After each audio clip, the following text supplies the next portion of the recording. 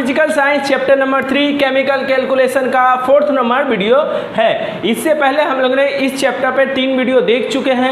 अगर आप लोगों ने वो वीडियो नहीं देखा है या कोई वीडियो छोड़ के रखा है तो उसको जाके जल्दी से देख लीजिए, ठीक है, क्योंकि वो आज का जो वीडियो रहेगा हमारा सबसे इंपॉर्टेंट रहेगा, इस पूरे चैप्टर में सबसे इंपॉर्टेंट रहेगा, ठीक है। उसके लिए आपको पहले के 3 वीडियो देखना जरूरी है, ठीक है। उसको देखने के लिए आप इस वीडियो का डिस्क्रिप्शन खोलिए, वहाँ पे आपको केमिकल कैलकुलेशन का प्लेलिस्ट का लिंक मिलेगा, जिसके थ्रू आप जाके सीरियल वाइज पहले, सेकेंड और थर्ड वीडियो को देख सकते हैं आराम से। उसके बाद 4th वीडियो को देखिएगा। भैया आज हम लोग पढ़ेंगे क्या जो इतना इंपॉर्टेंट है?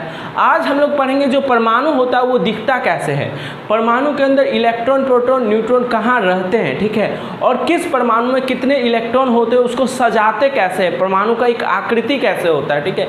इन सब चीज़ों के बारे में हम जिक्र करेंगे।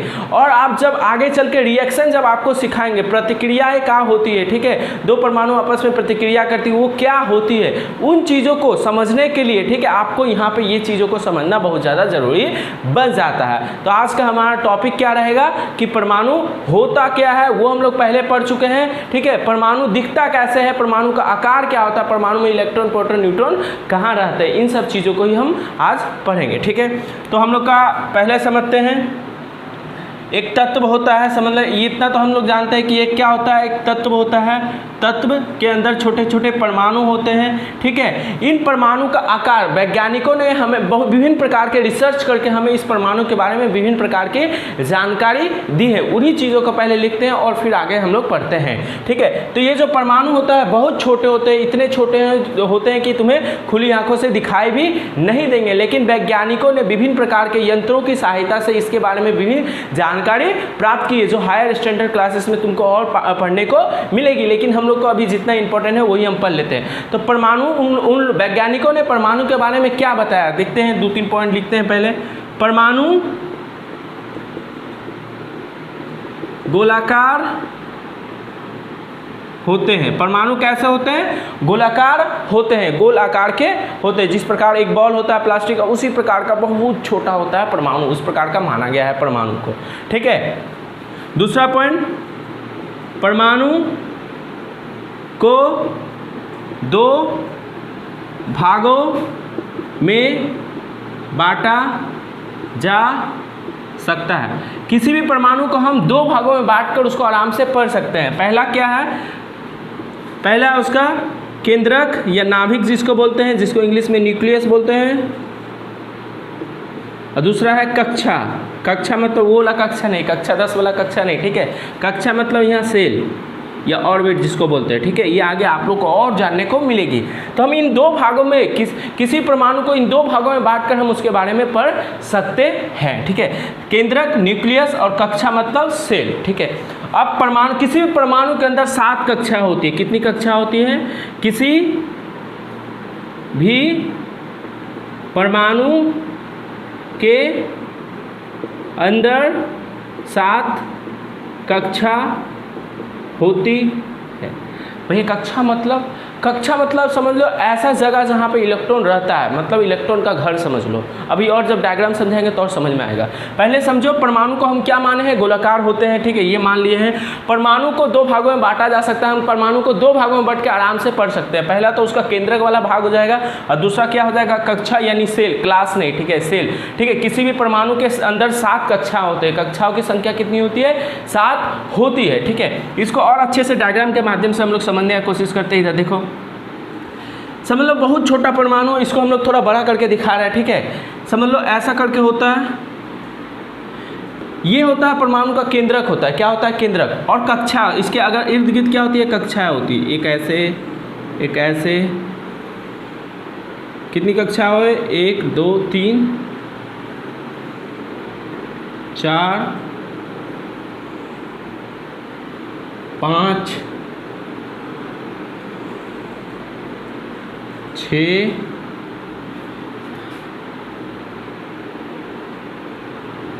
ठीक है, आराम से समझो, सब कुछ समझ में आ जाएगा। कोई भी एक छोटा परमाणु होता है उसको हम ऐसे करके बड़ा करके दिखा रहे हैं, ठीक है, लेकिन होता है बहुत छोटा, होता क्या है, बहुत छोटा। तो ये परमाणु का सबसे अंदर वाला, देखो ये परमाणु की कक्षा है, ठीक है, ये क्या है, परमाणु की कक्षा है। कोई भी परमाणु बहुत छोटा होता होगा, उसको हम थोड़ा बड़ा करके ऐसे दिखा रहे हैं। यहाँ पे एक पिक्चर भी आ रहा होगा, देख सकते हो तुम, जिसमें एक अंदर में न्यूक्लियस है, ठीक है, उसके अराउंड इलेक्ट्रॉन घूमते रहते हैं, उसी चीज़ को हम यहाँ पे दिखाने की कोशिश कर रहे हैं, ठीक है। तो ये परमाणु होता है, परमाणु का ये जो सबसे अंदर वाला ये वाला गोला है, ठीक है, ऐसा सच में होता नहीं है, ये सब गोला यहाँ पे होता नहीं है, यहाँ पे न्यूट्रॉन और प्रोटॉन सिर्फ रहता है, ये गोला तुमको देखने को मिलेगा नहीं, सिर्फ न्यूट्रॉन प्रोटॉन यहाँ पे रहता है, उसी की चीज़ को हम गोला के अंदर दिखाएंगे, ठीक है। तो ये वाला जो पोर्शन है जिसमें क्या रहता है, न्यूट्रॉन रहते हैं और प्रोटॉन रहता है, इस पोर्शन को हम बोलते हैं केंद्रक। क्या बोलते हैं, केंद्रक या न्यूक्लियस बोलते हैं। क्या बोलते हैं, केंद्रक बोलते हैं या न्यूक्लियस बोलते हैं, ठीक है। ये देख सकते हो कोई एक परमाणु होगा, उसके सबसे अंदर, यहाँ से ऊपर है, ऊपर से अंदर जाओगे, ये सबसे अंदर वाला भाग है, सबसे आंतरिक भाग है। तो किसी परमाणु का सबसे आंतरिक भाग जिसमें क्या क्या रहते हैं, न्यूट्रॉन रहते हैं और प्रोटॉन रहते हैं, उसे हम उस परमाणु का क्या बोलते हैं, केंद्रक बोलते हैं। अगर केंद्रक की परिभाषा तुम लिखना चाहो तो यहाँ पे हम लिख सकते हैं, इसको मिटा देते हैं थोड़ा, ठीक है। केंद्रक की परिभाषा अगर लिखना चाहो तो लिख सकते हो क्या, ये सब चीज़ें बहुत काम आएगी। 8 चैप्टर जब हम लोग पढ़ेंगे ना, तो वहाँ पर पीरियोडिक टेबल जब पढ़ेंगे तो ये सब चीज़ें बहुत काम आएगी, ठीक है। परमाणु का केंद्रक कहते किसे है, देखो, किसी परमाणु का सबसे आंतरिक बोल सकते हो या भीतरी बोल सकते हो, भीतरी भाग, जहाँ कौन कौन रहता है, न्यूट्रॉन और प्रोटॉन रहते हैं, उसे उस परमाणु का केंद्रक कहते हैं। ये तुम्हारा डायग्राम है, परमाणु, किसी भी परमाणु का डायग्राम है, ठीक है। किसी परमाणु की कितनी कक्षाएं होती है, 7 कक्षाएं होती है। हाइड्रोजन, यहाँ हाइड्रोजन भी बना सकते हैं हम लोग, हीलियम भी बना सकते हैं, लिथियम भी बना सकते हैं, किसी भी परमाणु को हम यहाँ पे ऐसे दिखा सकते हैं। जनरल हम लोग को पता रहना चाहिए, किसी भी परमाणु के अंदर जब सबसे आंतरिक भाग है, अंदर वाला भाग, उसे हम क्या कहते हैं, केंद्रक कहते हैं। केंद्रक में 2 चीज़ें रहती है, न्यूट्रॉन और प्रोटॉन। 1 मार्क्स से MCQ में तुमसे पूछा भी जा सकता है कि किसी परमाणु के केंद्रक के अंदर कौन कौन सी कणें रहती हैं, कौन कौन सी कण रहती है, तो न्यूट्रॉन और प्रोटॉन रहता है, ठीक है। अब ये जो केंद्रक है, इससे कुछ दूरी पे समझ लो, ये इतना दूरी पे, ठीक है, उसके बाद इतना दूरी पे, उसके बाद इतना दूरी पे क्या होता है, इलेक्ट्रॉन घूमते रहता है। इस गोलाकार पथ में क्या करता है, इलेक्ट्रॉन न्यूक्लियस के अराउंड, मतलब ये जो केंद्रक है उसके अराउंड ऐसे ऐसे करके घूमते रहता है। जैसे सूर्य रहता है, सूर्य के चारों तरफ पृथ्वी ऐसे घूमते रहता है, ठीक है। पृथ्वी क्या होता है, सूर्य के चारों तरफ ऐसे घूमते रहता है। क्या भैया ये सच में ऐसा ब्लैक वाला रास्ता होगा, नहीं, ये काल्पनिक है, ये एक्चुअली में होता है ऐसा नहीं है, ठीक है। ऐसे मिटा देते, मिटा भी सकते हो, मिटा के ऐसा कुछ रहता है, इलेक्ट्रॉन ऐसे ऐसे घूमते रहता है, लेकिन हमको समझने के लिए हम इसको बनाते हैं, ठीक है, समझने के लिए ऐसे करके बना देते हैं।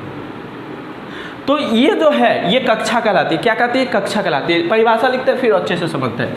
कक्षा की अगर परिभाषा लिखना चाहे तो क्या लिखेंगे, केंद्रक से कुछ दूरी पर जिस काल्पनिक गोलाकार पथ पर इलेक्ट्रॉन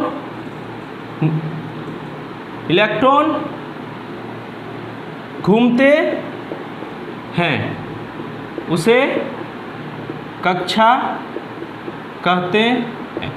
इलेक्ट्रॉन घूमते हैं या इलेक्ट्रॉन केंद्रक के चारों तरफ घूमते हैं, ऐसे भी लिख सकते हो, ठीक है। आराम से समझो, किसी भी परमाणु का आकृति को हम ऐसे दिखा सकते हैं। ये अंदर वाला एक गोला बनाएंगे जिसमें हम बताएंगे उस परमाणु का न्यूट्रॉन और प्रोटॉन है। क्या है, न्यूट्रॉन और प्रोटॉन है। ऐसे 7 कक्षाएं बनाएंगे। 7 कक्षाएं मतलब 7 रास्ता, परिपथ। ये क्या है, इलेक्ट्रॉन का परिपथ। जिस परिपथ से इलेक्ट्रॉन चारों तरफ केंद्रक के घूमता है उस परिपथ को ही कक्षा बोलते हैं। या बोल सकते हो जिस रास्ते से, ये काल्पनिक है, ये तुमको ऐसे काला काला दिखाई नहीं देगा या किसी भी गोल नहीं दिखाई देगा। ये इलेक्ट्रॉन बस ऐसे घूमते रहते हैं, ठीक है। उसी को हम ऐसे करके दिखाएं कि इस प्रकार से ऐसे ऐसे इलेक्ट्रॉन क्या होता है, इस केंद्रक के, इस न्यूक्लियस के चारों तरफ घूमते रहते हैं, ठीक है। तो ऐसे ऐसे कुछ इलेक्ट्रॉन इसमें होते हैं, कुछ इलेक्ट्रॉन इसमें होते हैं, यहाँ से घूमते हैं, कुछ इलेक्ट्रॉन ऐसे ऐसे, कुछ इलेक्ट्रॉन यहाँ से घूमते रहते हैं केंद्र के चारों तरफ, कुछ इलेक्ट्रॉन ऐसे करके ये सातों कक्षाओं में कुछ ना कुछ इलेक्ट्रॉन होते हैं, नहीं भी हो सकते हैं, ठीक है, नहीं भी हो सकते हैं। जिसमें 2 ही इलेक्ट्रॉन रहेगा उसी में घूमेगा, ये वाला नहीं कहलाएगा, वो आगे आपको पढ़ने को मिलेगा, अभी हम पढ़ाते हैं, ठीक है। मतलब पहले समझ लो ये 7 कक्षा होती है, इन सातों कक्षाओं में से इलेक्ट्रॉन, इन सातों कक्षाओं में सिर्फ इलेक्ट्रॉन रह सकते हैं और वहाँ से ही क्या करेंगे, चारों तरफ घूमेंगे। अगर इसमें होगा इलेक्ट्रॉन तो ऐसे ऐसे घूमते रहेगा न्यूक्लियस के चारों तरफ, इसमें होगा इलेक्ट्रॉन तो ऐसे ऐसे घूमते रहेगा न्यूक्लियस के चारों तरफ। समझ में आ गया, समझ में आ गया ना। तो ये कक्षा कहलाता है, ये क्या कहलाता है, कक्षा कहलाता है। ये काल्पनिक क्यों है, क्योंकि सच में ऐसा कोई लाइन होता नहीं है। सच जैसे हम लोग को चलने के लिए रास्ता होता है ना, हम लोग को चलने के लिए रास्ता होता है तो हम वास्तविक पथ से चलते हैं, मतलब ओरिजिनल रास्ता रहता है उसी से चलते हैं। लेकिन ऐसा सच में कोई रास्ता होता नहीं है, सिर्फ ऐसा जो काला वाला बना है ना, तुमको लगेगा कोई परमाणु होगा, परमाणु के अंदर ऐसा काला रास्ता होगा, उसी पे इलेक्ट्रॉन ऐसे घूमते रहते हैं, तो ऐसा होता नहीं, काला वाला नहीं होता है, सिर्फ इलेक्ट्रॉन ऐसे ऐसे क्या होता है, घूमते रहते हैं। लेकिन तुम लोग को बच्चा है इसलिए समझाने के लिए हम ऐसे समझा रहे हैं। तो समझ में आया। तो ये न्यूक्लियस होता है, केंद्रक होता है परमाणु का सबसे अंदर वाला। देखो यहाँ से अगर चलना स्टार्ट करो, सबसे अंदर जाओगे तो क्या मिलेगा तुमको, केंद्रक मिलेगा। तो केंद्रक की परिभाषा तुमको समझ में आ गई होगी, ठीक है। जिसमें क्या रहता है, न्यूट्रॉन और प्रोटॉन रहते हैं। उसके कुछ दूरी पे, भैया इतना दूरी पे, यहाँ पे कुछ नहीं रहता का, यहाँ पे कुछ नहीं रहता। ये जो इलेक्ट्रॉन घूमते हैं ना, इलेक्ट्रॉन से कुछ निश्चित दूरी पे ही घूमते हैं, वो भी तुमको आगे पढ़ने को मिलेगा। यहाँ पे कोई इलेक्ट्रॉन नहीं रहता, यहाँ पे तुम बोलेगा ऐसे ऐसे काहे नहीं घूमता भैया, तो नहीं घूम सकता। इसके पीछे कुछ नियम कानून है जो तुमको हायर स्टैंडर्ड क्लासेस में पढ़ने को मिलेगी, ठीक है। अभी समझ लो इससे कुछ दूरी पे ही ये रास्ता रहेगा जिस पे क्या करेगा, चल के इलेक्ट्रॉन घूमेगा। फिर इससे कुछ दूरी पे ये वाला रास्ता रहेगा जिस पे ये इलेक्ट्रॉन ऐसे घूमेगा। कुछ दूरी पे, कुछ निश्चित दूरी पे ही 7 रास्ते, 7 परिपथ रहते हैं जिसमें इलेक्ट्रॉन घूमते रहते हैं न्यूक्लियस के चारों तरफ, 7 ही रहता है और बेसी नहीं रह सकता। कितना इलेक्ट्रॉन की कितनी कक्षाएं होती है, 7 कक्षा ही होती है जिसमें इलेक्ट्रॉन रहते हैं। तो वो न्यूक्लियस के चारों तरफ क्या करते हैं, घूमते रहते हैं। जब इलेक्ट्रॉन की ये पहली कक्षा हो, इसको n=1 बोलेंगे, n=1। जो इलेक्ट्रॉन है, इलेक्ट्रॉन की जो पहली कक्षा होगी ना, या किसी परमाणु का जो पहला कक्षा होगा ना, कक्षा, ठीक है, उसको हम बोलेंगे n=1, या इसी को बोलते हैं k सेल। क्या बोलते हैं, के सेल। अगर हम किसी परमाणु की दूसरी कक्षा की बात करें, किसी परमाणु की दूसरी कक्षा की बात करें तो हम बोलेंगे n=2, इसी को बोलते हैं के एल सेल। क्या बोलते हैं, एल सेल, ठीक है। नाम दिया गया है कि n=1 बोलेंगे तो हमको समझ जाना चाहिए हम किसी परमाणु का पहला कक्षा का बात कर रहे हैं, या फिर के सेल बोल दिए तब भी, के कक्ष या के सेल बोल दिए तब भी हमको पता रहना चाहिए हम किसी परमाणु के पहले कक्ष की बात कर रहे हैं, ठीक है। इसको n=3 बोलेंगे, इसको के एल, ऐसे serial by K L M, n=4, n=5, n=6, n=7, ठीक है। इसको K L M N O P Q ऐसे करके बोलेंगे, ठीक है। तो समझ में आएगा। अगर कोई बोले के सेल, के कक्ष मतलब वो किसी परमाणु के पहले कक्ष की बात कर रहा है। अगर बोले एल कक्ष तो किसी परमाणु के दूसरे कक्ष की बात कर रहा है। एन क्या है, एन यहाँ है कक्षाओं की संख्या। n क्या है, नंबर ऑफ सेल या कक्षाओं की संख्या। मतलब हम कौन सा कक्षा का बात कर रहे हैं, ठीक है। n अगर 2 है तो हम दूसरा कक्षा का बात कर रहे हैं, n अगर 7 है तो हम 7वां कक्षा का बात कर रहे हैं। इतना तुम लोग को समझ में आया होगा। इसको अच्छे से नोट डाउन करो। अब तुमको एक नोट डाउन करना, ठीक है। और उससे पहले थोड़ा सा और बता दें क्या, कि हर कक्ष में इलेक्ट्रॉन की संख्या कितनी होगी। हर कक्ष में इलेक्ट्रॉन की संख्या के, ये नहीं कि देखो समझ लो, ऐसा समझ लो कि ये इलेक्ट्रॉन का घर है। क्या है, इलेक्ट्रॉन का घर है। इसमें कितने इलेक्ट्रॉन, जितने सारे, बहुत सारे, देखो जैसे कैल्शियम का पास 20 इलेक्ट्रॉन होता है, हाइड्रोजन का पास 1 इलेक्ट्रॉन होता है, तो 20 इलेक्ट्रॉन पहला वाला कक्ष में नहीं रहेगा, ठीक है। ऐसे करके कुछ इसमें रहेंगे, कुछ इसमें रहेंगे, कुछ इसमें रहेंगे, ऐसे करके डिस्ट्रीब्यूटेड रहता है, ठीक है। सारे इलेक्ट्रॉन, अगर तुम्हारे पास 20 इलेक्ट्रॉन है तो तुम बोलेगा भैया इसी में काहे नहीं घुमाते, ऐसा नहीं होता, ठीक है। कुछ इसके पीछे भी नियम कानून है कि के वाले कक्ष में कितने इलेक्ट्रॉन रह सकते हैं, एल वाले कक्ष में कितने इलेक्ट्रॉन रह सकते हैं, एम वाले कक्ष में कितने इलेक्ट्रॉन रह सकते हैं। उसके पीछे नियम कानून है, उसको पहले हम लिखाते हैं। पहले इस चीज़ को नोट डाउन करो। हम हट जाते हैं, थोड़ा नोट डाउन कर लो तुम लोग। मिटा दे तो मिटा दीजिए भैया, ठीक है। मिटा देते हैं, आराम से इसको समझते, कुछ हार्ड नहीं, ठीक है। किस कक्ष में कितने इलेक्ट्रॉन रहेंगे उसको भी एक वैज्ञानिक ने हम लोग को बताया, ठीक है। एक वैज्ञानिक थे जिन्होंने हम लोग को बताया है। ये सब चीज़ें तुमको 9th क्लास में पढ़ने को मिलेगी, अगर नहीं पढ़े तो कोई बात नहीं, हम पढ़ा दे रहे हैं, ठीक है, टेंशन नहीं मिलेगा। अब किस कक्ष में कितना इलेक्ट्रॉन रहेगा? तुम्हारे पास बहुत ज़्यादा इलेक्ट्रॉन है तो क्या तुम इसी कक्ष में सारे इलेक्ट्रॉन को घुमाएगा? नहीं, तुमको कुछ इलेक्ट्रॉन इसमें कुछ खास इलेक्ट्रॉन ही रह सकते हैं। जैसे एक रूम है, समझ लो रूम में 2 ही आदमी रह सकता है, 2 के अलावा आदमी आएगा वो दूसरे रूम में चला जाएगा। उसी प्रकार हर कक्षा में कुछ खास इलेक्ट्रॉन ही रह सकते हैं, इतनी ही इलेक्ट्रॉन रहेंगे, इससे ज़्यादा इलेक्ट्रॉन नहीं रह सकते, ठीक है। तो उस चीज़ को हमको बताया है किसने? बोर का नियम। बोर ये वैज्ञानिक थे, बोर, ठीक है।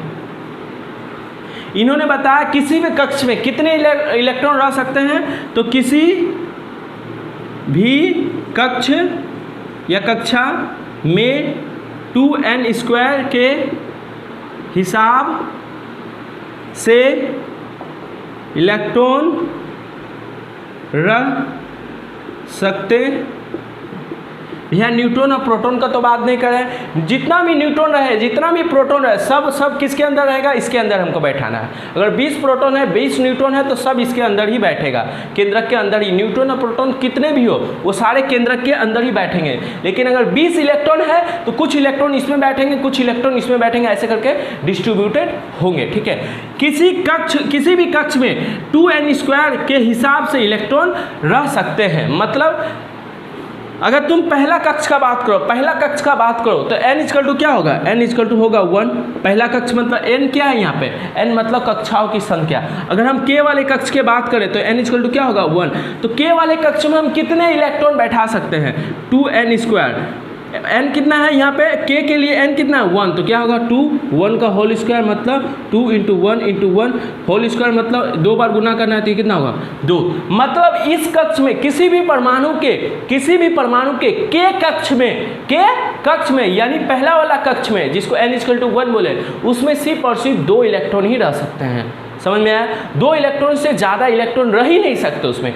क्यों भैया हम रख देंगे, ज़बरदस्ती रख देंगे? ऐसा नहीं है, ये सब चीज़ें पहले से है, ये सब चीज़ें पहले से वहीं रखी गई है। तुम ज़बरदस्ती जाके नहीं रख सकता उसमें, समझ गया ना? ज़बरदस्ती नहीं रख सकता, ये सब चीज़ें पहले से है, उसी को हम फॉर्मूला के माध्यम से यहाँ प्रेडिक्ट करने की कोशिश कर रहे हैं। तो जब भी हम किसी परमाणु का आकृति को दिखाएंगे तो k वाले कक्ष में हम सबसे ज़्यादा कितने इलेक्ट्रॉन रह सकते हैं? 2 इलेक्ट्रॉन रह सकते हैं, उससे ज़्यादा इलेक्ट्रॉन k वाले कक्ष में नहीं रह सकते। अगर हम बोले n=2 के लिए, n=2 माने हम कौन सा कक्ष का बात करें? l कक्ष का बात करें, तो इसमें भी 2n² वाला फॉर्मूला लगाएंगे 2।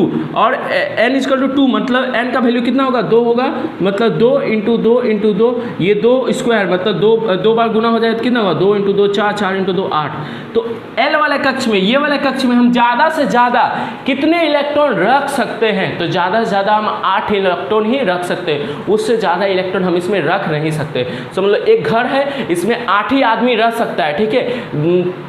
9 आदमी आएगा तो 8 ही आदमी रखेंगे, एक आदमी को उस घर से निकाल देंगे, वो घर फुल हो गया, मतलब 8 इलेक्ट्रॉन इसमें रहेंगे, 8 से ज़्यादा इलेक्ट्रॉन इसमें नहीं रह सकते हैं, ठीक है। समझ में आ गया?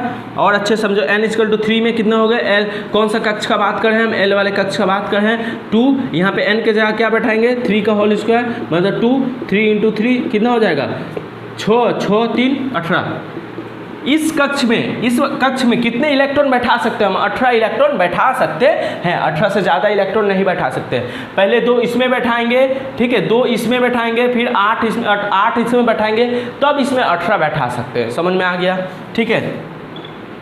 n=4 का अगर बात करें, k l m n, n का कैपिटल N का बात करें 2, n का जगह हम क्या बैठाएंगे? 4। यहाँ पे n का जगह 2, 3, 4 क्यों बैठा रहे हैं? n क्या था? कक्षाओं की संख्या। हम किस कक्ष में इलेक्ट्रॉन बैठाना सकते हैं, कितना इलेक्ट्रॉन होगा ये जानना चाहते हैं। अगर हम जानना चाहते हैं कि ये चौथा जो कक्ष है जिसको हम n बोले हैं उसमें कितना इलेक्ट्रॉन होगा, तो यहाँ पे n की जगह हम क्या बैठा देंगे? 4 बैठाएंगे। n क्या है? कक्षाओं की संख्या। और कितने वाली कक्षा की संख्या का बात करें हम? चौथा वाला का, तो हम n क्या बैठाएंगे? 4 बैठाएंगे। ये 2 गुना हो जाएगा, ये 4 का स्क्वायर मतलब 4 × 4 मतलब क्या हो जाएगा? 16। ये 4 × 4 क्या हो जाएगा? 16, 16 × 4 कितना हो जाएगा? 16 × 2 कितना हो जाएगा? 32। मतलब हम चौथे कक्ष में इसमें अधिक से अधिक कितने इलेक्ट्रॉन बैठा सकते हैं? 32 इलेक्ट्रॉन बैठा सकते हैं। तुम 5वां के लिए बताओ। 5वां के लिए तुम लोग बताओ, ठीक है, KLMNO। अभी सब चीज़ समझ में आएगा, ठीक है। 2 5 का होल स्क्वायर मतलब 2 × 5 × 5 कितना हो जाएगा, ये दोनों हो गए 25। मतलब इसमें हम अधिक से अधिक कितने इलेक्ट्रॉन बैठा सकते हैं, 50 इलेक्ट्रॉन बैठा सकते हैं। अभी लेकिन उतना तो हम लोग को पढ़े नहीं, हम तो 20 तक ही पढ़े हैं, हम पूरा 118 के लिए बता रहे हैं, ठीक है। लेकिन अभी तक हम लोग 20 तक पढ़े हैं, तो ये सब जनरल जानकारी हम लोग को उतना जानकारी का जरूरत भी नहीं पड़ेगा, लेकिन हम फॉर्मूला का मतलब आपको समझा दे रहे हैं, ठीक है। n = 6 मतलब KLMNO, P कक्ष का बात है, कैपिटल P का कक्ष 2, 6 का स्क्वायर मतलब 2 × 6 × 6 मतलब 6 × 36, 2 × 36 कितना हो जाएगा, 72 इलेक्ट्रॉन। कितना इलेक्ट्रॉन इस कक्ष में, कितना इलेक्ट्रॉन अधिक से अधिक बैठा सकते हैं, 72 इलेक्ट्रॉन बैठा सकते हैं। मतलब कुछ 1 2 3 4 ऐसे करके 72 इलेक्ट्रॉन यहाँ बैठाएंगे, सब क्या होगा, ऐसे ऐसे घूमते रहेंगे न्यूक्लियस के अराउंड, ठीक है। हम लास्ट वाला कक्ष का बात कर रहे हैं, n = 7 PQ 2 7 का होल स्क्वायर 2 × 7 × 7 कितना हो जाएगा, 2 × 49 कितना हो जाएगा, 9 18 8 1 9 90। मतलब इसमें अधिक से अधिक हम कितने इलेक्ट्रॉन बैठा सकते हैं, 7वें कक्ष में अधिक से अधिक 98 इलेक्ट्रॉन बैठा सकते हैं। पूछेगा भी कि किसी परमाणु के K कक्ष में कितने इलेक्ट्रॉन बैठा सकते हैं, तो 2 इलेक्ट्रॉन बैठा सकते हैं। L कक्ष में कितने इलेक्ट्रॉन बैठा सकते हैं, तो 8 इलेक्ट्रॉन बैठा सकते हैं। M कक्ष में कितने इलेक्ट्रॉन बैठा सकते हैं, तो 18 इलेक्ट्रॉन बैठा सकते हैं। इसमें 32, इसमें 50, तो 2n² के हिसाब से ये सिर्फ फॉर्मूला, ये फॉर्मूला किन्होंने दिया था, बोर्ड ने दिया था, ठीक है। ये फॉर्मूला किन्होंने दिया था, बोर्ड ने दिया था। उन्होंने ही बताया था कि किसी भी परमाणु के किसी भी कक्ष में तुम कितना इलेक्ट्रॉन बैठा सकता है, 2n² के हिसाब से बैठा सकता है। n क्या है, उस कक्ष की संख्या। जैसे हम जानना चाहते हैं कि 5वें नंबर कक्ष में कितना बैठा सकते हैं, तो n के जगह क्या लिखना है, 5, मतलब 2 × 5 का स्क्वायर, 5 का स्क्वायर 25 × 2 50 इलेक्ट्रॉन। इस कक्ष में अधिक से अधिक हम 50 इलेक्ट्रॉन बैठा सकते हैं। अगर हम चाहेंगे भैया इसमें 51 बैठा दे तो नहीं होगा, ठीक है। अधिक से अधिक 50 बैठा सकते हैं, 50 से कम तो बैठा सकते हो, लेकिन अधिक से अधिक 50 बैठा, 51 इलेक्ट्रॉन इसमें कभी भी बैठ नहीं सकते। समझ में आ गया तुम लोग को, तो इसको नोट डाउन करो एक बार, मिटा दे, इसको मिटा दे, मिटा दीजिए भैया।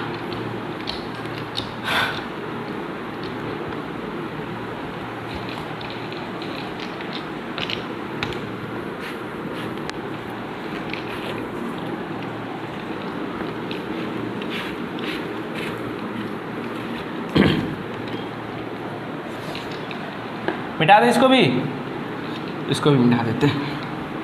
समझ में आया ना, 2n² के हिसाब से इलेक्ट्रॉन बैठा सकते हैं। n क्या है, इलेक्ट्रॉन माने परमाणु की कक्षाओं की संख्या, हम किस कक्षा की बात कर रहे हैं, ठीक है।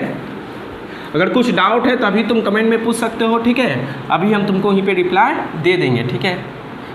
लेकिन ऐसे तो कुछ डाउट होना नहीं चाहिए, अगर तब भी हो गया तो पूछ लेना, उसमें क्या बात है, इसमें तो कोई रोक टोक है नहीं। तुम लोग आराम से कुछ भी पूछ सकता है, हम लोग उसको जवाब देने की कोशिश करेंगे।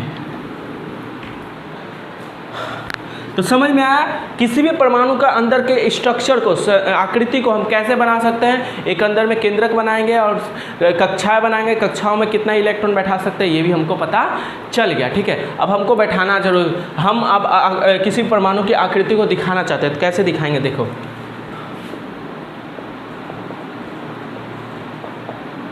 बहुत इम्पोर्टेंट, सबसे ज़्यादा इम्पोर्टेंट है, आगे चल के 8 चैप्टर में तुमको पूरा यूज़ होगा पहला ही वीडियो से, ठीक है। अगर हम चाहते हैं हाइड्रोजन किस प्रकार से दिखता है, हाइड्रोजन किस प्रकार से दिखता है, तो हमको हाइड्रोजन लिखना पड़ेगा H1 ऐसे करके, H11 ऐसे करके हाइड्रोजन लिखना पड़ेगा।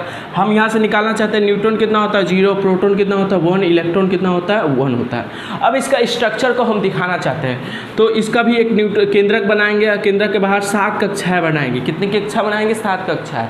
लेकिन यहाँ पर 7 कक्षाओं की ज़रूरत ही नहीं है, यहाँ पर 7 कक्षाओं की ज़रूरत नहीं है, ठीक है। तुम 7 बना के देख सकते हो, लेकिन हम यहाँ पे देखो क्या बताना चाहते हैं। इसमें न्यूट्रॉन, प्रोटॉन, न्यूट्रॉन कितना है 0, प्रोटॉन कितना है 1, प्रोटॉन कितना है 1। अच्छा बताओ इसमें इलेक्ट्रॉन कितना है 1।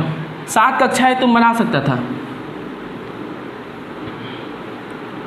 ऐसे करके 7 कक्षाएं तुम बना सकता था, ठीक है। बना सकता था, बना सकता है भी, ठीक है, लेकिन देखो जरूरत ही नहीं है। क्यों? अच्छा बताओ, हाइड्रोजन का हम बात करें, हाइड्रोजन में न्यूट्रॉन 1, प्रोटॉन न्यूट्रॉन क्या है 0, प्रोटॉन कितना है 1। ये पहला वाला कक्ष में हम कितना इलेक्ट्रॉन बैठा सकते हैं? पहला वाला कक्ष में हम 2 इलेक्ट्रॉन बैठा सकते हैं, लेकिन मेरे पास है कितना? 1 इलेक्ट्रॉन। तो हम 1 इलेक्ट्रॉन ऐसे दिखा देंगे, ये ऐसे ऐसे घूमते रहेगा।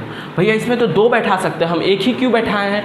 क्योंकि मेरे पास 2 था ही नहीं, मेरे पास 2 है ही नहीं, मेरे पास 2 है ही नहीं है। तुम देखो, एक घर है, इसमें 2 आदमी रह सकते हैं, 2 आदमी रह सकते हैं, लेकिन अगर तुम्हारे पास 1 ही आदमी रहेगा तो उसमें उस कक्ष में कितना रहेगा? उस घर में तुम 1 ही आदमी को रखेगा ना। 2 आदमी अगर तुम्हारे पास है ही नहीं है तो कहाँ से रखेगा? उसी प्रकार इसमें हम 2 इलेक्ट्रॉन रख सकते हैं, ज़्यादा से ज़्यादा 2 इलेक्ट्रॉन रख सकते थे, लेकिन इस हाइड्रोजन के पास कितना इलेक्ट्रॉन है? 1 ही इलेक्ट्रॉन है। तो एक भैया कक्षा नहीं दिखाया, अब बाहर वाला कक्ष का जरूरत ही नहीं, क्योंकि उसमें इलेक्ट्रॉन है नहीं, तो उन कक्षाओं को हम दिखाते नहीं, इसको ऐसे मिटा देंगे, ठीक है, क्योंकि इसमें इलेक्ट्रॉन है नहीं, तो इसको हमको पढ़ने की जरूरत ही नहीं है। हम उसी कक्षाओं के बारे में पढ़ेंगे, उसी है 7 कक्षा है, लेकिन हम उसको दिखाते नहीं है। क्यों? क्योंकि उसमें इलेक्ट्रॉन है ही नहीं है, ठीक है। तो इसीलिए बाकी का जिसमें इलेक्ट्रॉन है उसी कक्षाओं को हम दिखाएंगे, जिसमें इलेक्ट्रॉन नहीं है उस कक्षा को हम नहीं दिखाएंगे। तो ये क्या हुआ? हाइड्रोजन का आकृति हुआ। इसमें कोई दिक्कत है? इसमें न्यूट्रॉन 0 है, प्रोटॉन 1 है। इस कक्षा में के वाले कक्ष में हम 2 इलेक्ट्रॉन बैठा सकते थे, लेकिन हम बैठाए कितना? 1 इलेक्ट्रॉन, क्योंकि हाइड्रोजन की बात करें ना, हाइड्रोजन में 1 ही इलेक्ट्रॉन होता है, इसलिए हम बैठाए। समझ लो, तुम 5 रोटी खा सकता था, तुम मैक्सिमम 5 रोटी खा सकता है, लेकिन तुम्हारे घर में सिर्फ 4 रोटी ही बचा है, तो तुम कितना रोटी खाएगा? 4 रोटी खा के संतोष कर लेगा ना? भैया हम तो 5 रोटी कैसे खा सकता है? अगर रोटी है ही नहीं है तो खा सकता है? नहीं। उसी प्रकार ये के वाले कक्ष में 2 इलेक्ट्रॉन रह सकते हैं, लेकिन 2 इलेक्ट्रॉन है ही नहीं है इस हाइड्रोजन के पास। इलेक्ट्रॉन कितना? 1, इसलिए 1 है। ऐसा समझ में आया? अब दूसरा का बताते हैं, आराम से समझ में आएगा, ठीक है। दूसरा का हम बनाते हैं हीलियम कितना आता है? 4, 2, ये सब याद है ना। न्यूट्रॉन कितना हो जाएगा? इसमें न्यूट्रॉन हो जाएगा 2, प्रोटॉन कितना हो जाएगा 2, इलेक्ट्रॉन भी कितना हो जाएगा 2। ये सब चीज़ें तुमको याद होनी चाहिए, ठीक है, ये सब चीज़ें तुमको याद होनी चाहिए। पहले केंद्रक बनाएंगे, केंद्रक में क्या? प्रोटॉन और इलेक्ट्रॉन की, प्रोटॉन और न्यूट्रॉन की संख्या लिख देंगे, बस यही स्ट्रक्चर इस तरह का होता है। एक्चुअली ऐसे गोला गोला करके होता है, उतना हमको बनानी, हम आकृति का बात करें, ठीक है, इतना ऐसे करोगे तुमको सब कुछ समझ में आ जाएगा। तो हम हीलियम का बात करें, हीलियम अंदर में दिखता कैसे होगा? हीलियम का परमाणु दिखता कैसे होगा? तो हीलियम का केंद्रक होता होगा जिसमें 2 न्यूट्रॉन होगा, 2 प्रोटॉन होता होगा। उसके बाहर में के कक्ष बताते हैं। अगर के कक्ष फुल हो जाएगा ना, तब एल कक्ष बनाएंगे। पहले के कक्ष का ही बात कर लेते हैं, ठीक है, के कक्ष का ही बात कर लेते हैं। के कक्ष में कितना इलेक्ट्रॉन बैठ सकते हैं? 2 इलेक्ट्रॉन बैठ सकते हैं। इसके पास कितना इलेक्ट्रॉन है? 2 ही इलेक्ट्रॉन है, 2 इलेक्ट्रॉन बैठा दिए। क्या अब एक्स्ट्रा इलेक्ट्रॉन इसके पास है? नहीं है, तो एल वाला कक्ष बनाने की जरूरत ही नहीं है हमको, एल वाला कक्ष बनाने का जरूरत ही नहीं है। इसके पास 2 इलेक्ट्रॉन था, 2 इलेक्ट्रॉन का जगह था के वाले कक्ष में, 2 इलेक्ट्रॉन इसका क्या हो गया? फुल हो गया है, ठीक है, इसलिए एल वाला कक्ष बनाने की जरूरत नहीं है। समझ में आ गया होगा। एक होता है इलेक्ट्रॉन विन्यास, ये चीज़ें बहुत जरूरी। इलेक्ट्रॉन विन्यास, इलेक्ट्रॉन विन्यास हमें बताता है कि हम किस कक्ष में कितना इलेक्ट्रॉन बैठा है। अच्छा, इसका इलेक्ट्रॉन विन्यास 1 होगा। 1 मतलब हम के वाले कक्ष में कितना इलेक्ट्रॉन बैठाए हैं, कितना इलेक्ट्रॉन बैठाना चाहिए ये नहीं, कितना इलेक्ट्रॉन बैठा है? 1 बैठा है। इसका इलेक्ट्रॉन विन्यास क्या होगा? इलेक्ट्रॉन विन्यास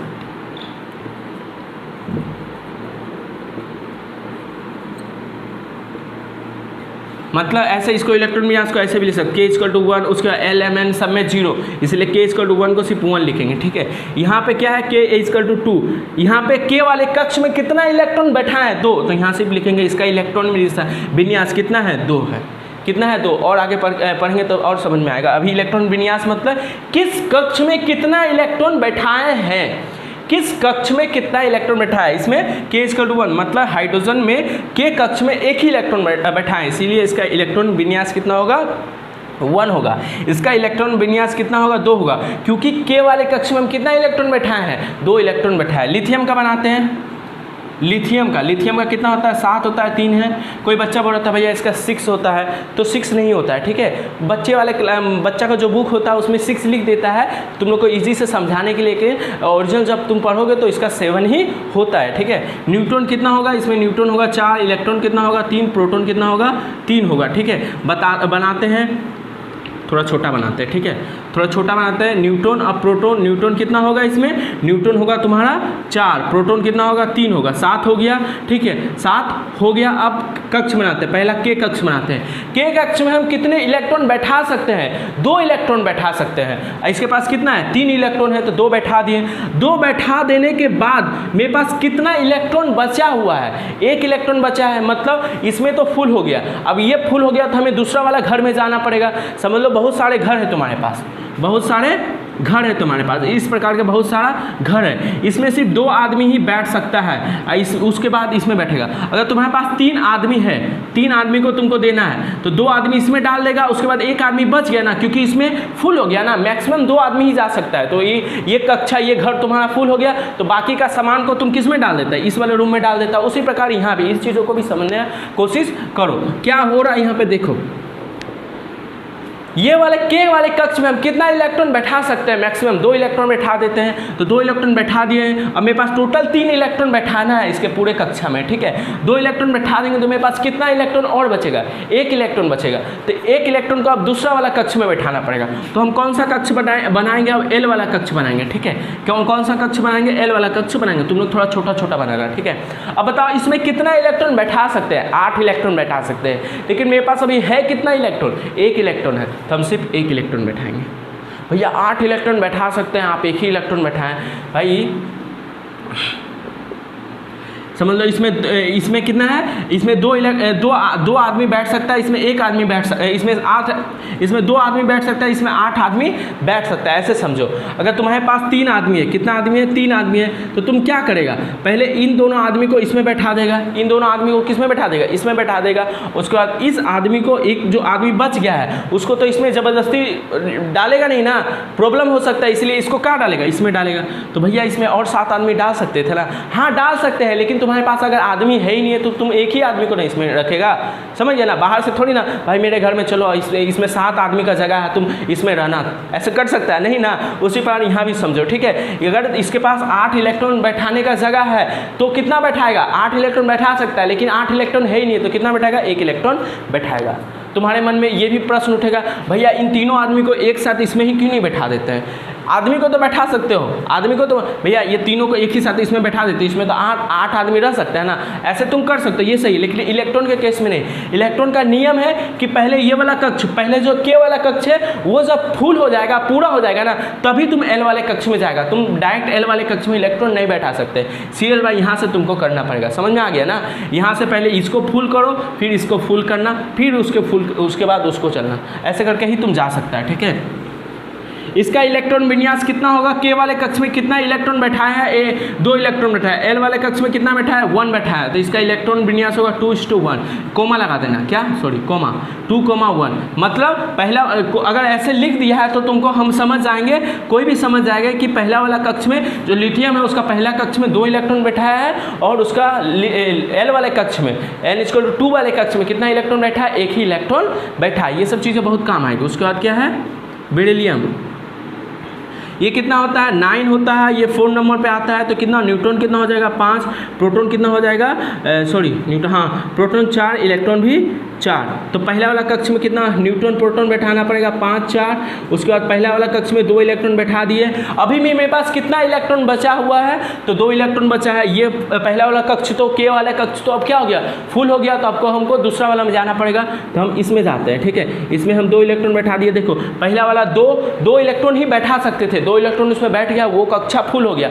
अब उसमें हम ज़्यादा इलेक्ट्रॉन बैठा नहीं सकता। उसके बाद एल वाला कक्ष अब हम बनाएंगे, एल वाला कक्ष हम बनाएंगे। एल वाले कक्ष में हम 6 इलेक्ट्रॉन बैठा सकते थे, 8 इलेक्ट्रॉन बैठा सकते थे 2n² के हिसाब से, लेकिन 8 इलेक्ट्रॉन बचा ही नहीं मेरे पास। कितना बचा है, 2, तो बाकी 2 उसमें बैठा देंगे। तो इसमें इसका 2, एल वाले कक्ष में भी 2, तो इसका इलेक्ट्रॉन विन्यास कितना होगा, 2,2 बोलेगा।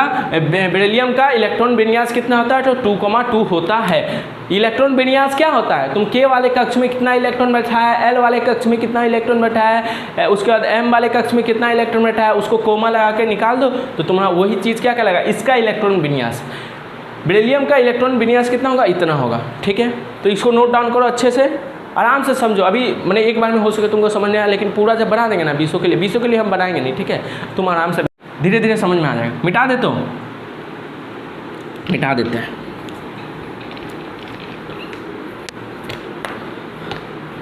अब हम थोड़ा डायरेक्ट लिखेंगे, थोड़ा स्पीड में लिखेंगे कि जिससे वीडियो तुम्हारा लंबा ना बने। लंबा बन जाता है भैया आपका वीडियो, क्या करें, लंबा बनेगा नहीं तो सिलेबस कंप्लीट होगा नहीं, सिलेबस कंप्लीट नहीं होगा तो तुम लोग चिल्लाएगा भैया सिलेबस कंप्लीट नहीं हुआ, ठीक है। उसके बाद क्या है, ब्रोन आता है, क्या आता है, ब्रोन, ठीक है। इसमें कितना होता है, 11 होता है, ये 5 होता है, न्यूट्रॉन कितना होता है, 6 होता है, इलेक्ट्रॉन कितना होता है, 5 होता है, प्रोटॉन कितना होता है, ये भी 5 होता है। तुम बना सकते हो, इसको बना लो, अगर तुमको आता है तो बना लो। 6 5, इसमें 2 इलेक्ट्रॉन बैठा सकते हैं, 2 बैठा दिए, मेरे पास कितना था, 5 इलेक्ट्रॉन बचा हुआ था, अभी भी मेरे पास कितना बचा है, 3 बचा है, तो 1 2 3 थोड़ा अच्छा से गोल करना, ठीक है। तीनों को एक साथ मत बैठा देना, थोड़ा अलग अलग बैठाना, ठीक है। तो इसमें इलेक्ट्रॉन विन्यास कितना होगा, पहला वाला कक्ष में 2, उसके बाद 3 हो सकता है। कुछ अगर कुछ प्रॉब्लम होगा तो हमसे पूछना, ठीक है। 12 6, न्यूट्रॉन कितना है 6, प्रोटॉन कितना है 6, इलेक्ट्रॉन भी कितना है 6। पहला कक्ष में केंद्रक में हम 6 6 लिख देंगे, क्योंकि न्यूट्रॉन 6 है, प्रोटॉन 6। हम दिखाना चाहते हैं कि कार्बन का जो भी परमाणु होगा ना वो दिखता होगा, उसमें उसका जो केंद्रक होगा उसमें 6 इलेक्ट्रॉन 6 न्यूट्रॉन होगा, 6 प्रोटॉन होगा। अब पहला वाला कक्ष बनाएंगे, पहला कक्ष में 2 इलेक्ट्रॉन बैठा सकते हैं, बैठा दिए। अब मेरे पास 6 इलेक्ट्रॉन था, 6 इलेक्ट्रॉन था, पहला कक्ष में 2 बैठा दिए, तो हमको एल वाले कक्ष में कितना बैठाना चाहिए, एल वाले कक्ष में हमको बैठाना चाहिए 4 इलेक्ट्रॉन। 2 + 4 कितना हो गया, 6 हो गया, तो 2 4। इसका इलेक्ट्रॉन विन्यास कितना होगा, 2 4। समझ में आ गया। उसके बाद किसका बनाते हैं, कार्बन नाइट्रोजन का बनाते हैं। 7 14, न्यूट्रॉन कितना 7, इलेक्ट्रॉन कितना 7, प्रोटॉन कितना 7, कितना हो जाएगा, न्यूट्रॉन प्रोटॉन 7 7, पहले में 2, उसके बाद कितना बचा 5, तो 5 ऐसे बैठा दिए, कितना हुआ 2 5। दिक्कत है किसी को, दिक्कत है तो कमेंट में बताना, हम बताने की कोशिश करेंगे। कुछ है नहीं, ठीक है। ऑक्सीजन 16 8, याद किया है ना, ये याद नहीं करेगा तो बाबू बहुत पछताएगा, ठीक है, बहुत ज़्यादा ही पछताएगा, क्योंकि केमिस्ट्री को समझ नहीं आएगा। केमिस्ट्री से 30 कम से कम हाफ मार्क्स आता है, 40 मार्क्स आता है, और ये चीज़ें तुमको समझ नहीं आता तो केमिस्ट्री समझ नहीं आया तो फिजिकल साइंस का आधा तुम्हारा ऐसे ही चला जाएगा, आधा चला जाएगा तो नंबर बहुत कम आएगा, नंबर बहुत कम आएगा तो बहुत ज़्यादा ही तुम पछताएगा। इसीलिए आराम से इसको पढ़ते रहो। ये सब चीज़ें हम बहुत पहले ही बता दें, इसलिए इसके बारे में जिक्र नहीं कर रहे हैं, ठीक है। केंद्रक बनाएंगे, केंद्रक में ऐसे ऐसे दिखा देंगे। पहला वाला कक्ष में, के वाले कक्ष में हम 2 इलेक्ट्रॉन बैठा सकते हैं, तो 2 ऐसे गोला गोला बना देंगे, ठीक है। उसके बाद इलेक्ट्रॉन कितना इलेक्ट्रॉन था मेरे पास, 8 इलेक्ट्रॉन था। पहला वाला कक्ष को पूरा करके ही दूसरा वाला कक्ष की ओर बढ़ना है, ये नहीं कि 8 इलेक्ट्रॉन हम एल वाले कक्ष में बैठा देंगे, ऐसा नियम नहीं है। यहाँ पे नियम है कि तुम जब तक के वाले कक्ष को पूरा ना करो एल वाले कक्ष की तरफ नहीं बढ़ सकता। उसके बाद एल वाले कक्ष में कितना इलेक्ट्रॉन बैठाएगा, 1 2 3 4 5 6, तो कितना हो गया 2 + 6 कितना हो गया 8, 2 + 6 कितना हो गया 8। देखो हो गया ना। उसके बाद हम किसका बात कर रहे हैं, इसको यहाँ तक नोट डाउन करो तुम लोग, जल्दी से इसको नोट डाउन करो।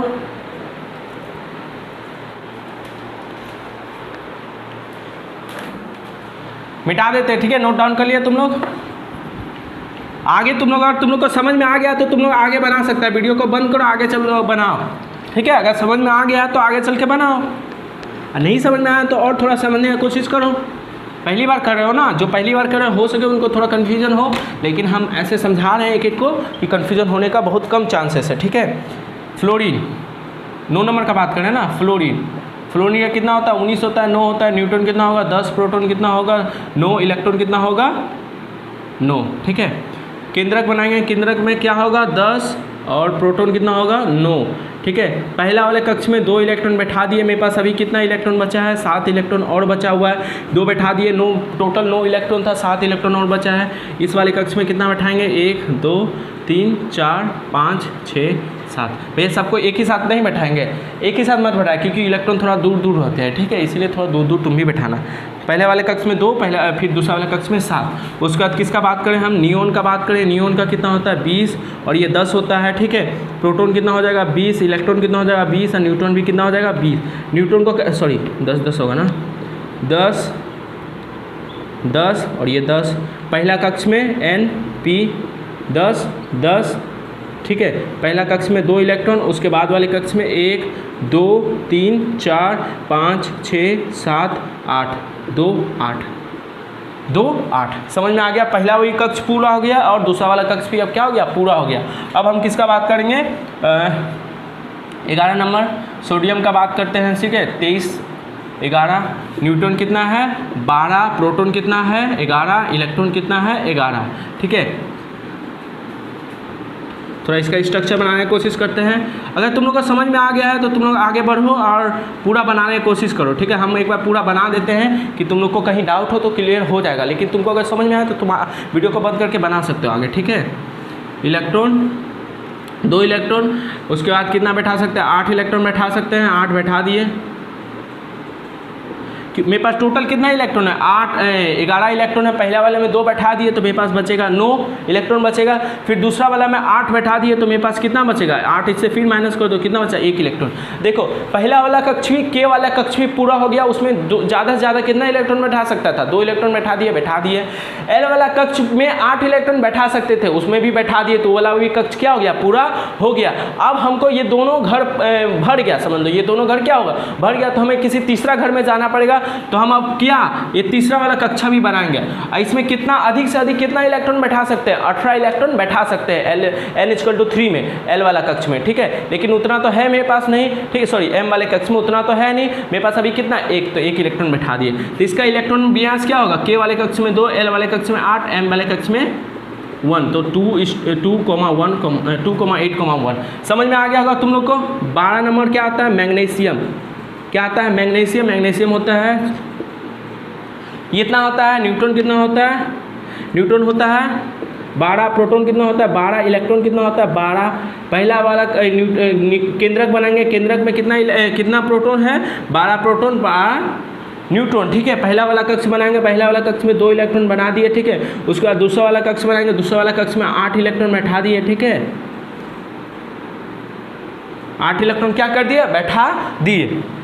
पहला कक्ष में 2 इलेक्ट्रॉन बैठा सकते थे, पूरा फुल हो जाता, 2 रोटी खा लिए फुल हो गया पेट। अब हम दूसरा वाला में जाएंगे। ठीक है, इसमें हम कितना से अधिक इलेक्ट्रॉन बैठा सकते हैं, ज़्यादा से ज़्यादा 8 इलेक्ट्रॉन बैठा दिए, वो भी बैठा दिए। तो 2 + 8 कितना हो गया 10। मेरे पास टोटल कितने इलेक्ट्रॉन है 12। तो हमको ये वाला घर भी फुल हो गया, ये वाला घर भी फुल हो गया, तो हमको किसी और घर में आदमी को रखना पड़ेगा, उसी प्रकार किसी और कक्ष में इलेक्ट्रॉन को रखना पड़ेगा। तो इस वाले कक्ष में अधिक से अधिक 18 इलेक्ट्रॉन बैठा सकते हैं, लेकिन मेरे पास बचे कितने हैं 2, तो यहाँ पे हम कितना बैठाएंगे 2। तो इसका इलेक्ट्रॉन विन्यास कितना होगा 2,8,2। सबको समझ में आ रहा है 2,8,2। दिक्कत है किसी को। उसके बाद कितना है एल्युमिनियम का है, ये कितना होता है 27 13। न्यूट्रॉन कितना होगा 14, प्रोटॉन कितना होगा 13, इलेक्ट्रॉन कितना होगा 13। ठीक है, इसको भी यहाँ बना देते हैं। Neutron proton 14 13। ठीक है, इसमें 2 इलेक्ट्रॉन, किसी को दिक्कत है 2 इलेक्ट्रॉन। ठीक है, इसमें कितना इलेक्ट्रॉन बैठा सकता है 8 इलेक्ट्रॉन, 1 2 3 4 5 6 7 8। 2 + 8 कितना हो गया 10। मेरे पास टोटल कितने इलेक्ट्रॉन है टोटल मेरे पास 13 इलेक्ट्रॉन है। 2 इलेक्ट्रॉन इसमें बैठा दिए, 8 इलेक्ट्रॉन इसमें बैठा सकते थे, ये भी बैठा दिए। अब मेरे पास कितने बचे हैं 3 इलेक्ट्रॉन। तो हम तीसरा वाला कक्ष बनाएंगे। ठीक है, उसमें अधिक से अधिक कितना इलेक्ट्रॉन बैठा सकते हैं 18, लेकिन मेरे पास है कितना बचा हुआ कितना है 3, तो हम 3 बैठा देंगे। तो कितना होगा 2,8,3 2,8,3। इसको लिख लो, मिटा दे। तो कुछ दिक्कत है इसमें, देखो कितना आसान है। गोला गोला तो बनाना कुछ है ही नहीं इसमें। ठीक है, लेकिन ये बहुत काम का चीज़ है। रिएक्शन अगर करना है तुमको, अभी संयोजकता पढ़ाएंगे आगे वाले क्लास में, तो वहाँ तुमको पता चलेगा +2 -2 क्या होता है, ये सब वो सब चीज़ें समझ गया तो तुमको सब कुछ समझ में आया। इसको नोट डाउन करो। समझ में आ रहा है ना? नहीं समझ में आ रहा है तो बताना। ठीक है, नहीं समझ में आ रहा तो तुम लोग क्या करना, हमें बताने की कोशिश करना। ये कैसे बताएंगे कमेंट कर देना, कमेंट तो है तुम्हारे पास अवेलेबल। न्यूट्रॉन कितना है 14, प्रोटॉन कितना है, इलेक्ट्रॉन भी इतना ही है। ठीक है, पहला वाला कक्ष पहला वाला केंद्रक बनाएंगे जिसमें न्यूट्रॉन और प्रोटॉन की संख्या को हमको लिखना पड़ता है, लिख दिए। उसके बाद इलेक्ट्रॉन के वाले कक्ष में ज़्यादा से ज़्यादा 2 इलेक्ट्रॉन बैठा सकते हैं, बैठा दिए। हमें पास अभी कितना बचा है 12 बचा है, 14 में से 2 गया 12। ठीक है, उसके बाद 8 इलेक्ट्रॉन बैठा दिया, 1 2 3 4 5 6 7 8, वो भी बैठा दिया। अब मेरे पास कितना बचा 8 बैठा दिए, तो कितना घट गया 4 इलेक्ट्रॉन। एल वाले कक्ष में हम 8 इलेक्ट्रॉन बैठा दिए, ठीक है। उसके बाद m वाले कक्ष में हम कितना बैठा सकते हैं 18, लेकिन बचा कितना है मेरे पास 4, तो 1 2 3 4, तो इसका इलेक्ट्रॉन विन्यास कितना होगा, k वाले कक्ष में 2 इलेक्ट्रॉन, l वाले कक्ष में 8, ये 4। सही है ना, हाँ सही है, समझ में आ रहा है ना सबको। उसका क्या है फास्फोरस, ये 15 31 होता है, किसको नहीं पता है 15 31 होता है, 16 हो जाएगा, प्रोटॉन 15 इलेक्ट्रॉन 15, न्यूट्रॉन प्रोटॉन कितना हो जाएगा 16 15, ठीक है, 2 इलेक्ट्रॉन इसमें, 8 इलेक्ट्रॉन इसमें, 2 8 10, मेरे पास कितना बैठाना है 15, इसमें कितना हो जाएगा 5 इलेक्ट्रॉन, 1 2 3 4 5, 2,8,5 2,8,5। दिक्कत है किसी को 2,8,5 दिक्कत है किसी को नहीं भैया। तो आगे पढ़ते हैं।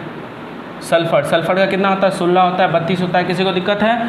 प्रोटॉन कितना होगा 16, इलेक्ट्रॉन कितना होगा 16, न्यूट्रॉन कितना होगा वो भी 16, इसको माइनस करोगे तो न्यूट्रॉन निकाल सकते हैं, याद है ना। पहला वाला केंद्रक में 16 लिख देंगे। ये केंद्रक में हम क्या लिखते हैं, केंद्रक में एक्चुअली में न्यूट्रॉन और प्रोटॉन होते हैं, लेकिन हम तो न्यूट्रॉन प्रोटॉन को बना के दिखा नहीं सकते, तो हम केंद्रक में लिखेंगे न्यूट्रॉन और प्रोटॉन की संख्या कितनी है। और इधर वाले कक्षाओं में क्या होता है इलेक्ट्रॉन होता है, तो उसको अभी हम पहला वाला कक्ष में, के वाले कक्ष में 2 इलेक्ट्रॉन ज़्यादा से ज़्यादा बैठा सकते हैं। मेरे पास इलेक्ट्रॉन है तो हम इसमें बैठा दिए, उसके बाद ये कक्ष पूरा हो गया, उसके बाद इसमें हम 8 इलेक्ट्रॉन बैठा सकते हैं, बैठा दिए, गिन लेना थोड़ा, ठीक है। उसके बाद इस कक्ष में कितना बैठा सकते हैं 18 बैठा सकते हैं, मेरे पास है कितना, मेरे पास बचा हुआ कितना 2 इसमें बैठा है और 8 इसमें बैठा है, 10 बैठा दिए, 16 में से 10 बैठा दिए तो 6 इलेक्ट्रॉन, तो 6 इलेक्ट्रॉन इसमें बैठा देंगे, 3 3 6, हाँ, तो 2,8,6 ये हो गया, ठीक है। 17 नंबर क्या है क्लोरीन का 35 17, न्यूट्रॉन कितना हो जाएगा 18, प्रोटॉन कितना हो जाएगा 17, इलेक्ट्रॉन कितना हो जाएगा 17, ठीक है। पहला वाला कक्ष 18 17, पहला कक्ष में कितना इलेक्ट्रॉन बैठा सकते हैं 2 इलेक्ट्रॉन बैठा दिए। किसने बोला था 2 ही इलेक्ट्रॉन बैठा सकते हैं, बोर्ड ने बोला था, बोर्ड ने एक नियम बताया था 2n² के हिसाब से इलेक्ट्रॉन को बैठाना है, ठीक है, इसलिए हम लोगों ने बैठा दिया। इसमें कितना इलेक्ट्रॉन अधिक से अधिक बैठा सकते हैं 18 हम लोगों ने बैठा दिया, ठीक है, सॉरी 8 इलेक्ट्रॉन बैठा सकते हैं, बैठा दिया। 2 + 8 कितना हो गया 2 + 8 हो गया 10 इलेक्ट्रॉन हो गया, ठीक है। मेरे पास कितना बचा है टोटल, मेरे पास टोटल 17 इलेक्ट्रॉन है, ठीक है। ये वाला घर भी फुल हो गया, ये वाला घर भी फुल हो गया, तो हम तीसरे कक्षा की ओर बढ़ेंगे। ये तीसरा कक्षा बना लिए, उसमें कितना बैठाएंगे 1 2 3 4 5 6 7 इलेक्ट्रॉन। क्योंकि 7 क्यों बैठा है 2 8 7 7, क्योंकि 17 टोटल हमको इस तरीके से बैठाना है कि टोटल इलेक्ट्रॉन कितना हो जाए 17 इलेक्ट्रॉन बैठ जाए, और इस तरीके से बैठाना है कि इसमें 2 ही बैठाना है, इसमें 8 बैठाना है, इसमें 18 बैठाना है। अगर 18 से कम हुआ तो उतना बैठा देंगे। तो इलेक्ट्रॉन विन्यास कितना हो के वाले कक्ष में 2 8 7। ये सारी चीज़ें तुमको 8 चैप्टर 8.1 जब पढ़ेगा ना पीरियोडिक टेबल, तो वहाँ पे सब चीज़ें लगेगा। इससे ही पीरियोडिक ग्रुप कैसे होता है, आवास सारणी क्या होता है, ये सारी चीज़ें यहीं से क्लियर होगी तुम्हारा। लास्ट हम बैठाते हैं ऑर्गन कितना होता है 40 और ये 18, तो कितना हो जाएगा न्यूट्रॉन कितना हो जाएगा 22, प्रोटॉन कितना हो जाएगा 18, इलेक्ट्रॉन कितना हो जाएगा 18।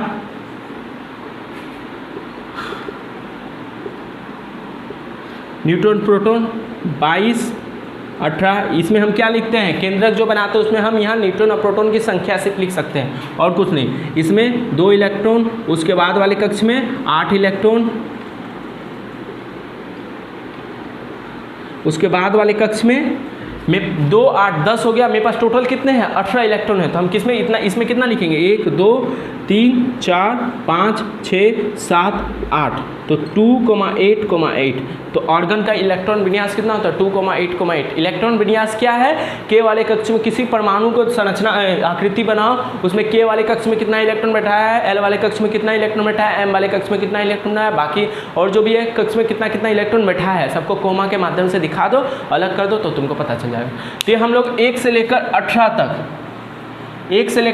तक जितने भी ये संरचना होती है, किस प्रकार इलेक्ट्रॉन रहते हैं, किस कक्ष में कितना इलेक्ट्रॉन रहता है, ये सब हम लोग पढ़ चुके हैं, ठीक है। और जो तुम्हारा 2 बाकी है, ठीक है, वो थोड़ा अलग तरीके से बनाया जाता है, उसको हम नेक्स्ट वीडियो में पढ़ाएंगे, नेक्स्ट वीडियो में थोड़ा सा बता देंगे, ठीक है। क्या है पोटेशियम और कैल्शियम, इसके लिए एक और नियम तुमको सीखना पड़ेगा, एक और नियम हम तुमको पढ़ाएंगे, फिर ये वाला हम तुमको बताएंगे, ठीक है। अभी तुम 1 से लेकर 18 पूरा जितना बार प्रैक्टिस कर सकते हो प्रैक्टिस करो, ठीक है। हम तुमको होमवर्क भी देते हैं, अगर तुम बात मानोगे तो मेरा होमवर्क 2 बार, इसको होमवर्क पूरा स्ट्रक्चर को 2 बार बनाओ और ठीक है, और यहाँ डिस्क्रिप्शन में जाना या फिर तुम्हारा कमेंट में हम एक होमवर्क का सबमिट और होमवर्क करके लिंक देंगे, वहाँ में तुम अपना होमवर्क सबमिट करना, ठीक है। ये मत समझना कि भैया हम अगर आपका होमवर्क सबमिट नहीं किया तो आप थोड़ी ना हमको डांटना आएंगे, ये मारना आएंगे। देखो ऐसे कुछ नहीं होगा, ऐसे हमको भी मज़ा नहीं आएगा, ठीक है। तुम लोग जितना एक्टिव रहेगा, जितना होमवर्क करेगा, ठीक है, जितना हम लोग का बात को माने जितना भी होमवर्क तुम लोग करेगा तो हम लोग को ये सब चीज़ें बनाने के और ज़्यादा मन करेगा, हम लोग और ज़्यादा वीडियो बनाएंगे। तुम लोग भी लेजीपना करेगा, ठीक है, देख लिया कुछ किए समझ नहीं आया, एक बार लिख लिया, तुम लोग भी कुछ उतना एक्टिव रहेगा नहीं तो हम लोग भी उतना एक्टिव नहीं रह पाएंगे, ठीक है, हम लोग भी उतना वीडियो नहीं बना पाएंगे। तुम लोग जितना बोलते हैं तुम लोग को होमवर्क करने, तुम लोग अगर किया तो हम लोग और अच्छा से अच्छा वीडियो बनाने की कोशिश करेंगे। इसीलिए हम क्या बोलते हैं, इसको अच्छे से नोट डाउन करो, अच्छे से इसको समझो, बहुत काम की चीज़ है ये चीज़ें। तुमको 10 क्लास, कोई बच्चा बोलता है भैया 10 क्लास में जो बोर्ड के लिए नोट्स बना, ये सब चीज़ें तुम्हारे नोट्स है, ठीक है, ये सब चीज़ें ही बहुत ज़्यादा इंपॉर्टेंट है। ये चीज़ अगर समझ में आया तुमको केमिस्ट्री ईजी हो जाएगा और 8 चैप्टर में ये सब का डायरेक्ट यूज वहाँ पे तुमको देखने को मिलेगा। हम यहाँ बोल नहीं रहे हैं कि ये बोर्ड में आया, ये बोर्ड में आया, ठीक है, लेकिन ये सब चीज़ें ही तुमको वहाँ पे जाके देखने पढ़ने को मिलेगा। हम तुम्हारा 8 चैप्टर का जो बेस है 39 मार्क्स आता है ना, वो तुम्हारा आसान कर रहे हैं, ठीक है, तुमको आराम से समझ में आ जाए। इसीलिए तुम लोग इसको अच्छे से 1 से लेकर 18 तक इसको बनाओ, अच्छे से होमवर्क करो। होमवर्क में नहीं एक बार नहीं तो 2 बार, मैंने 2 बार अगर नहीं हो पाए तो 1 बार, कम से कम 1 बार हमको सबमिट करके दिखा देना वहाँ पे, ठीक है। अगर करोगे तो बहुत अच्छा हमें भी लगेगा और हमें भी अच्छा वीडियो बनाने का मन करेगा। तो समझ में आ गया। अब कुछ भी डाउट हो इससे रिलेटेड, पहला वाला कक्ष में 2 इलेक्ट्रॉन, अगर वो फुल हो गया तो एल वाले कक्ष में जाएंगे, ठीक है, उसमें 8 इलेक्ट्रॉन, वो भी फुल हो गया तो एम वाले कक्ष में जाएंगे, उसमें 18 इलेक्ट्रॉन बैठा सकते हैं, लेकिन 18 इलेक्ट्रॉन रहेगा नहीं, तो जितना इलेक्ट्रॉन रहेगा उतना बैठा देंगे। इस तरीके से तुम इसको बैठा सकते हो। और अगर कुछ भी डाउट है तो तुम कमेंट कर सकते हो, हमसे पूछ सकते हो, हम तुमको आंसर देने की कोशिश करेंगे। तो आई होप तुमको इस चीज़ों में मज़ा आया होगा, ये बहुत मज़ेदार चीज़ था, ठीक है। तो फिर आज के लिए इतना ही, फिर मिलते हैं नेक्स्ट वीडियो में।